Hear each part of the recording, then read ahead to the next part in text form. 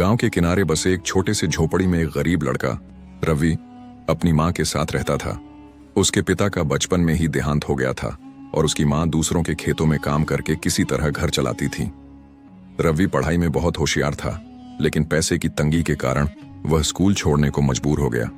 फिर भी उसका सपना था कि एक दिन वह अपनी गरीबी दूर करेगा और अपनी मां को आराम की जिंदगी देगा।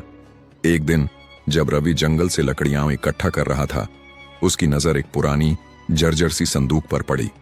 वह उत्सुकता से उसके पास गया और उसे खोलने की कोशिश करने लगा। जैसे ही उसने उसे खोला, उसकी आंखें चौंधिया गईं।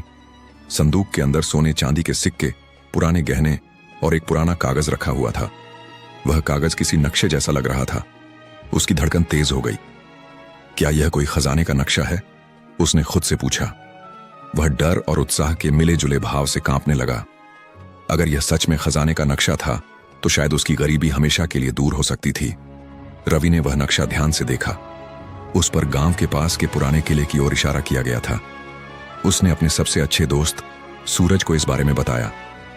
सूरज पहले तो डरा, लेकिन फिर रोमांच महसूस करने लगा। हमें यह खजाना ढूंढना चाहिए, सूरज ने उत्साह से कहा। लेकिन अगर कोई और इसे पहले ही ढूंढ चुका हो? रवि ने संदेह जताया। तो भी कोशिश करने में क्या हर्ज है? सोचो, अगर हमें सच में खजाना मिल गया तो तुम्हारी मां को कभी मेहनत नहीं करनी पड़ेगी। रवि को यह बात सही लगी और दोनों ने रात के अंधेरे में किले की ओर जाने का फैसला किया।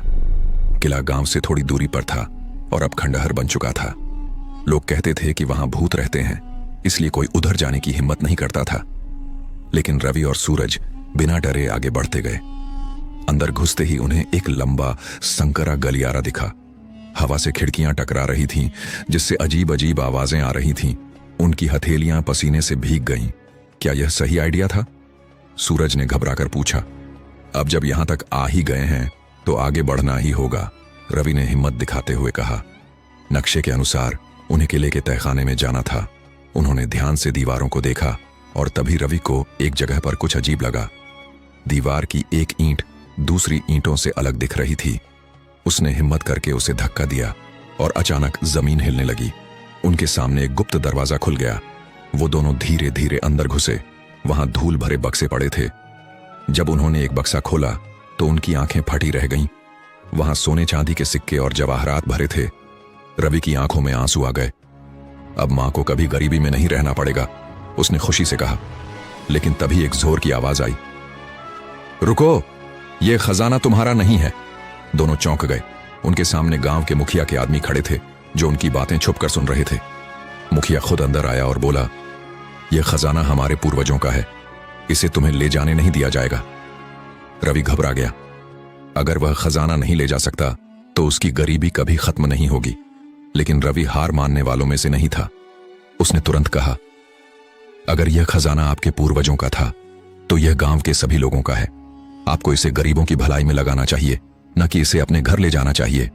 मुखिया को रवि की बात सुनकर झटका लगा। वहां खड़े गांव के दूसरे लोग भी सहमत हो गए। सभी ने जोर जोर से हामी भरी।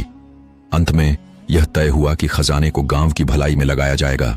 उससे स्कूल, अस्पताल और कुएं बनवाए जाएंगे, ताकि कोई भी गरीब भूखा न सोए। रवि को इसके बदले में सम्मानित किया गया और गांव के सबसे अच्छे स्कूल में पढ़ने का मौका मिला। उसकी मां को अब मेहनत करने की जरूरत नहीं रही और रवि का सपना सच हो गया। वह गरीबी से बाहर निकल गया, लेकिन सिर्फ अपने लिए नहीं, बल्कि पूरे गांव के लिए। जब गांव के पुराने दस्तावेज देखे गए तो पता चला कि वह खजाना रवि के ही पूर्वजों का था। यानी असल में वह खजाना उसी का था, लेकिन उसने लालच नहीं किया और इसे सबके भले के लिए इस्तेमाल कर लिया। यही उसकी सबसे बड़ी जीत थी। कहानी हमें सिखाती है कि असली जीत सिर्फ पैसे की नहीं होती, बल्कि दूसरों की भलाई करने में होती है। ईमानदारी और समझदारी से हम खुद की ही नहीं, बल्कि समाज की भी तकदीर बदल सकते हैं।